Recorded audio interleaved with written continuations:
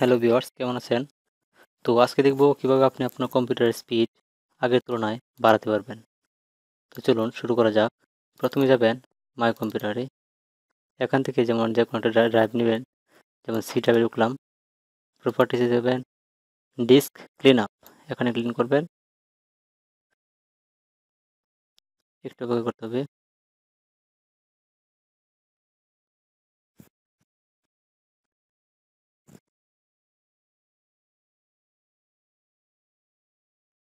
Just wait.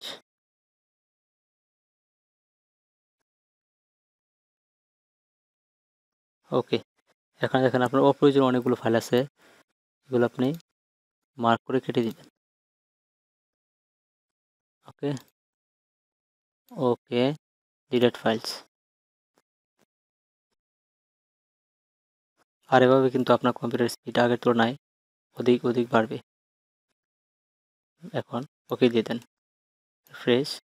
তারপর আরেকটা system আছে, ওইটা হচ্ছে প্রপার্টিসে গেলেন, তারপর টুলস থেকে ডিফ্র্যাগমেন্ট নাও এটাতে ক্লিক করবেন এবং প্রতি ড্রাইভ ধরে ডিফ্র্যাগমেন্ট ডিস্ক এটাতে ক্লিক করতে পারবেন।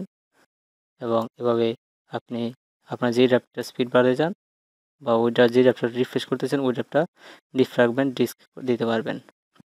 এখানে যে 63% হয়েছে, এরকমভাবে 100% হবে। তো এটা কমপ্লিট হওয়ার পর দেখুন আপনার কম্পিউটার স্পিড এমনিতে অনেকটা বেড়ে গেছে। কেমন?